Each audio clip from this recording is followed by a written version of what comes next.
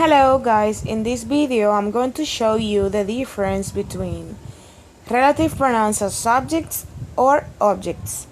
For this, you need to remember the difference between subject and object. The subject does the action and the object receives the action. So object receives and then the subject does the action. Now, here for example, I like people who are responsible. In this case, the relative pronoun is who. Remember that the relative pronouns are who, which, that, and some others. Now, in this case, we are going to use who and that. We use who because the sentence is about people. Remember that here we have a relative clause.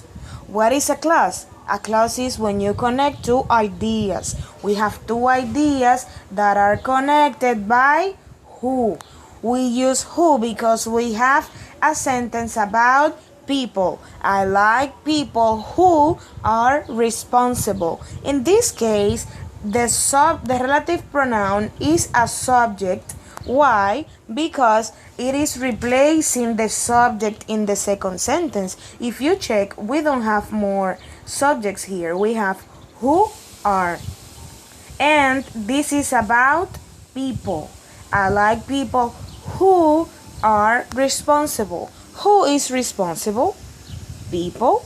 I like people who are responsible. In this case, this who is representing people.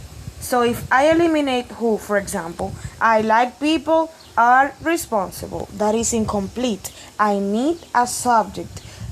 I like people who are responsible. Now, I have other example. I like the guy who is wearing blue jeans. I have to identify the guy.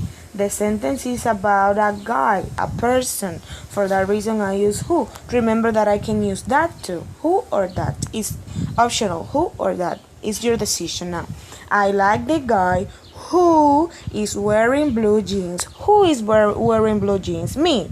You. No, the guy. So for that reason, if I eliminate who, I like the guy is wearing blue jeans. That is incomplete. I need subject. In this case, what is the subject? Who. Who is representing the guy. And the guy is doing an action. What is the action here? Being responsible. Now, when we talk about the relative pronoun as an object, it is because this part here is receiving an action. In this case, people is doing action, are responsible.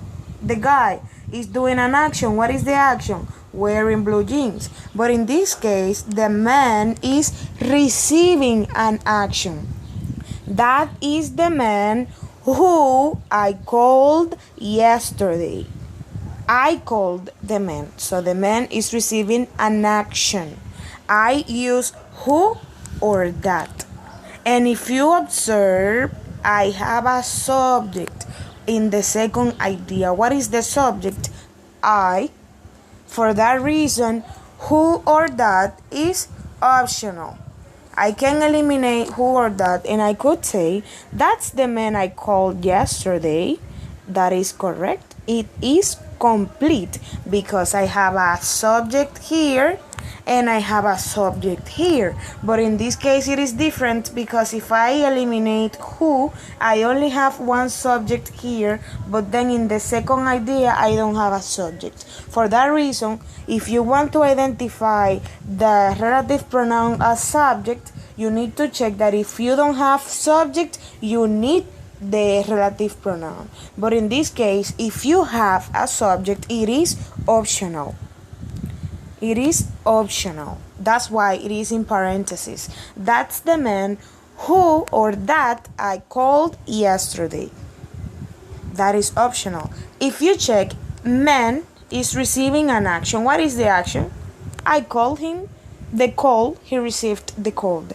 Now in this case it is different. It's the same, but I eliminated the subject. For that reason it's subject, because that's the man who called me yesterday. I eliminated the subject.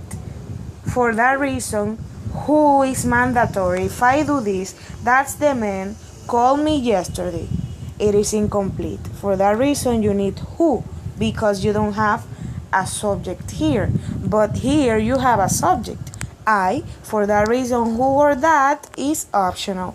I like people I can count on. Or here, that's the man I called yesterday.